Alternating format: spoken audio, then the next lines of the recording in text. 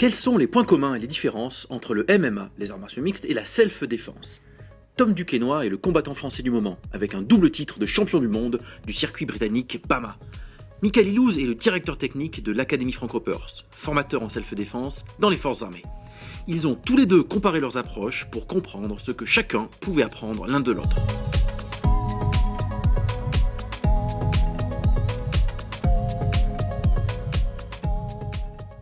Aujourd'hui, discussion sur le développement de sa performance. Salut Mika. Salut Tom. La self-défense et le MMA sont des sports de combat. On les pratique dans le sens où on ne voudrait jamais avoir à les utiliser. Ça, c'est le premier point. Le deuxième point, c'est que le MMA est vraiment une destination de performance et de sport. Parce qu'on prépare un événement et on va devoir répondre aux attentes de cet événement et remporter le combat. En self-défense, on est plus dans quelque chose qu'on espère que ça ne va jamais arriver. Bon, il y a cet esprit aussi de performance parce qu'à un instant T, il va falloir répondre avec ce qu'on peut. Mais il y a moins ce requis, cette volonté de répondre à, par exemple, à un modèle commercial comme l'UFC. Par contre, les deux ont leur place du coup dans notre société parce que les deux alimentent, on va dire, l'aspect sport-business et aussi l'aspect, il faut bien que le petit vieux soit capable de se défendre.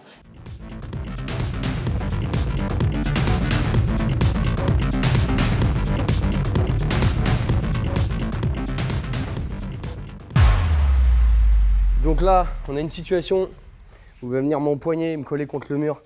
Ici, je suis un peu pareil surpris par le mur. Le risque, c'est la patate qui viendrait derrière. Donc je vais prendre l'initiative tout de suite. Ma main en check, je rentre en coup de tête. Je passe ma main dans le dos et là, je vais venir inverser les positions et l'amener contre le mur. Une fois que je suis ici, je recule. Pareil, je prends un peu d'espace. Là, tu peux voir que j'ai une bonne ouverture ici. Je vais venir rentrer plein pot à l'intérieur, prendre du recul et venir avec une patate descendante, un coup de poing descendant, pardon, derrière les cervicales et la mâchoire. Tu testes ? Là, le premier truc, c'est vraiment un contrôle déjà du bras. Voilà, tu mets un check. L'idée, c'est juste que s'il enlève la main, ton corps, tu le sens. Tu sens qu'il se passe quelque chose. Saisie nuque de l'autre côté. Coup de crâne. La main, elle glisse ici. La main dans le dos. Et là, tu inverses la situation. La main contre le mur. Là, tu viens shooter la jambe d'appui. Et là, tu mets une frappe descendante. Un coup de poing descendant ici, directement ici. Bien lourd.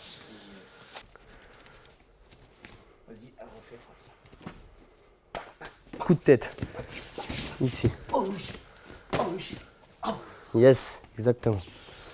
Voilà. Les petits éléments clés là-dessus. Alors ce qui peut arriver en fait, c'est que quand je vais rentrer ici et que je passe ma main là, il est le réflexe de poser sa main sur le mur. C'est pour ça que quand je le fais tourner, je vais avoir le réflexe de glisser ici. Pour pas qu'il puisse poser la main. Là, j'ai l'appui avec l'épaule, d'accord ? Et tout de suite, je reprends de l'espace. Je rentre. Et là, je vais venir descendre avec tout mon poids en descendant ici. Je peux rentrer avec le coude, je peux rentrer ici, je peux rentrer avec le pied aussi. C'est un peu à toi de voir après à ce moment-là. Voilà. Et là, descendant. Super. Exactement. Je pense que ce soit le self ou le MMA, les deux ont leur place dans la société actuelle parce que l'un répond à un modèle sport-business et l'autre à un modèle de survie-citoyenneté. C'est exactement ça. Sport business, mais je dirais aussi sport de haut niveau, puisque pour moi, c'est une préparation qui est tout aussi dure qu'un athlète. Et effectivement, les performances qui sont demandées pour un pratiquant de MMA sont des performances de très haut niveau. Alors, dans la partie self, effectivement, ça va être un petit peu différent parce qu'on va demander quand même des prérequis de performance minimum. Parce qu'on parlait justement de survie citoyenne.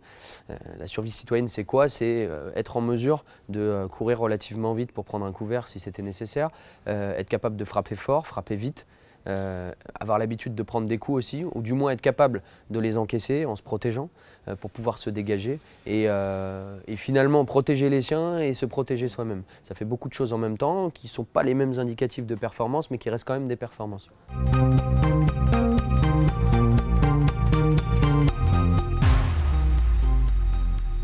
là, on va partir sur une technique qui a fait ses preuves, dans le sens où j'ai remporté mon dernier combat avec celle-ci. On va partir sur l'exemple, il est bien, parce que morphologiquement, on est face à un lutteur maintenant. Donc quelqu'un qui va être assez puissant sur ses appuis, assez fort du buste, qui va nous mettre une charge, on va dire, dans l'axe, afin de nous contrôler contre la cage et puis faire toutes les choses qu'il veut nous faire. Donc dans un premier temps, tu vas essayer d'essayer de me saisir, sans pour autant y mettre toute ta force pour que le spectateur comprenne, mais essayer d'aller me chercher comme ça. Moi, ma garde, ça va être tout simple, ça va être coude serré à mon propre corps et je vais aller contrôler ses biceps. Vas-y, dans un premier temps, voilà. De cette façon, je contrôle cette force de lutteur, c'est-à-dire que mon adversaire, dans le cas présent, est beaucoup plus costaud que moi, beaucoup plus puissant, donc je vais devoir gérer cet influx, je vais devoir le diriger au moins, même si je ne peux pas le contrôler à 100%. Donc, dans un premier temps, partir sur des... C'est-à-dire que lui, sa force est rectiligne, et elle est anéantie quand je prends les angles. Essaye de me saisir, tu vois, hop. Même si tu mets un peu de force, vas-y, toutes tes forces. Voilà, va me saisir, va me faire un gros comme ça. Voilà, super. Donc je contrôle dans un premier temps cette force du buste de mon adversaire. L'objectif ensuite, ça va être de combattre, dans le sens où, vas-y, attaque-moi, là, je vais aller contrer avec un premier coup de genou. Boum. À partir de là, on va mettre la tête de l'autre côté, comme ça tu vas bien sortir. On va partir sur un coup de genou gauche. C'est-à-dire que viens, boum. Je gère cette force et je pars sur un coup de genou, boum. À partir de là, l'adversaire va être naturellement plus bas pour ne pas se reprendre le même. Donc toujours très bas et il va continuer à venir me chercher. À ce moment-là, je me décale. À ce moment-là, lui va vouloir continuer sa charge et c'est là que je peux placer. C'est le même principe qu'en boxe anglaise, aller chercher les angles pour contrer.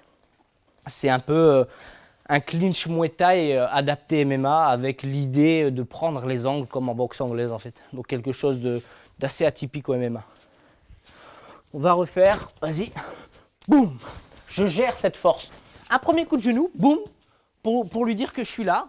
Là où il va être surpris, c'est que voilà, il va descendre, mais il va continuer sa charge parce qu'il ne veut pas me laisser partir. À ce moment-là, je prends légèrement l'angle, lui va revenir parce qu'il continue sa charge. Là, j'envoie le coup de genou, le coup de coude, pardon. Je gère cet amas de puissance, j'envoie un premier coup de genou, il s'abaisse parce qu'il l'a pris, je prends légèrement l'angle, il continue à me suivre. Et là, j'envoie le coup de coude. À toi, Mika. Ok, donc, je viens caler mes mains ici. Yes, coude contre ton propre corps. Il vient ici essayer de rentrer, vas-y, essaye de rentrer. Yes, Je vais venir shooter boum. ici. D'accord, il continue. Tu prends l'angle. Et là, je viens rentrer avec le coup. Yes. Dans l'idéal, essayez de trouver un petit tempo. Je te corrige sur un petit point et la technique, elle est magnifique. C'est-à-dire que je gère l'amas de puissance. Un premier coup de genou qui va le faire abaisser parce qu'il ne va plus vouloir se prendre la même au plexus. À partir de là, il va être réduit sur sa mobilité. Là, je prends l'angle et là, il va me suivre naturellement. Et là, j'envoie. Que quand il...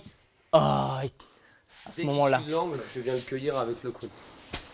Donc ici, yes. je pousse, je Boum. rentre. Ici. J'essaie de le refaire. Dans le tempo, juste, tu prends l'angle. Quand il revient, tu ne lui envoies pas avant. Je rentre, il pousse, coup de genou, Yes. je tourne. Et boum. Super. Bah écoute, magnifique échange entre nous aujourd'hui, hein, avec toi qui représente la self-défense en France et puis moi du côté du MMA. Bah, je te propose qu'on se retrouve le mois prochain pour continuer à discuter sur la thématique de la self-défense et puis du MMA. Avec plaisir.